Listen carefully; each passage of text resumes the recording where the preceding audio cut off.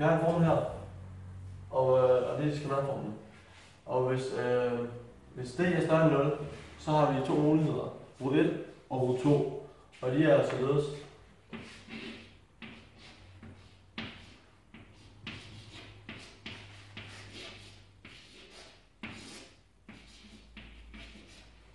Det er rod 1, og så skal vi skrive rod 2.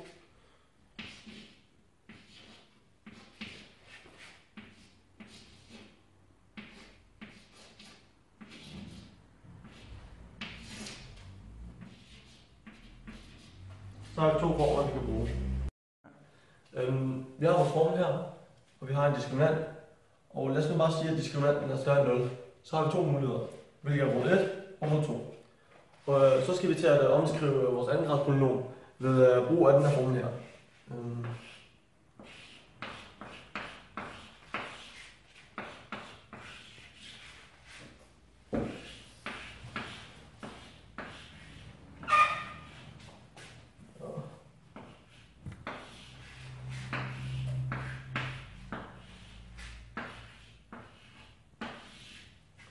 Så har vi skrevet det ned. Det er vores formel. Og vi kører bare videre. Jeg siger A, x i anden, som vi har herfra. Kører videre til minus x rod i anden minus rod 1 x plus rod 1 rod 2. Så med den her.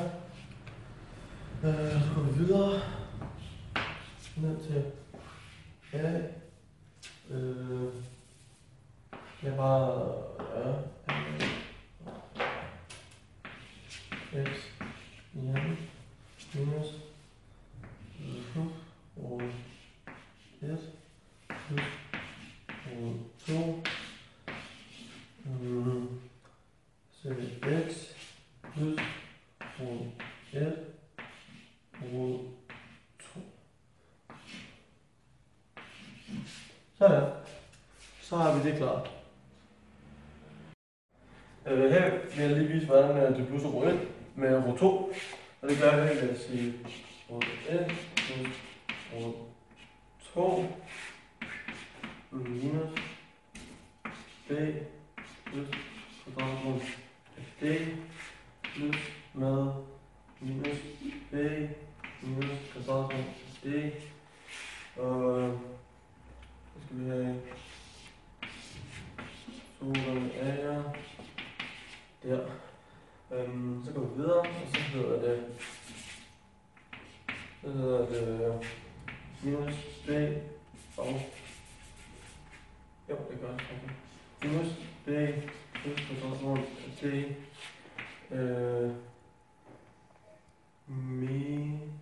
plus giver mig minus eller ja, minus b minus kvadratrod af d, eller nej, det er minus, så vi skal bare ja. Vi lader med 2 gange og så går vi videre. Kan vi se her, de går med hinanden, og så hedder det minus 2b divideret med a. Så hedder det minus 2, det vil ikke hedde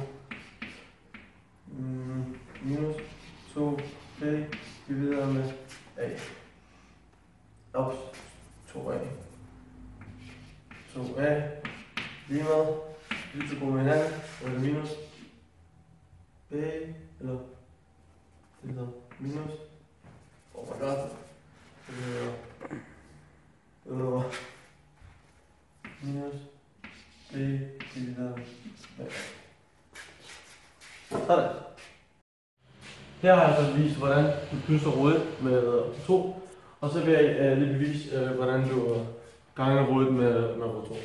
Og det gør jeg ved at sige rod 1 gange rod 2 lige med minus b plus kvadratrod d gange med minus b minus kvadratrod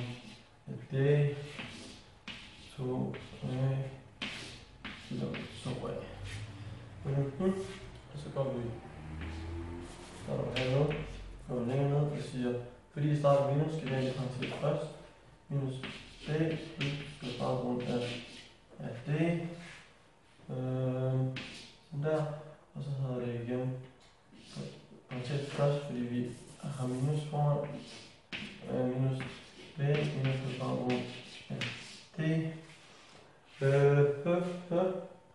Og så 2 gange a. 2 gange a. 2 gange a. Så går vi helt ned til at sige, at det hedder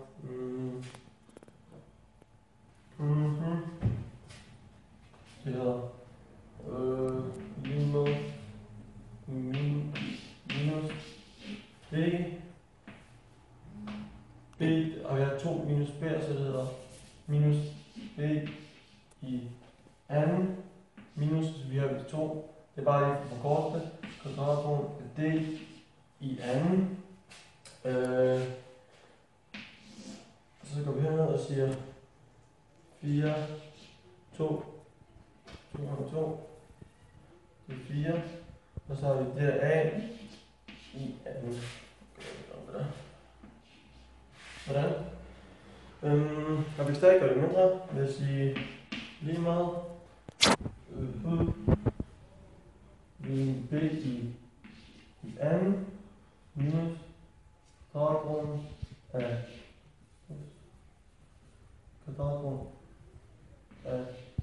d divideret med 4 gange a i anden.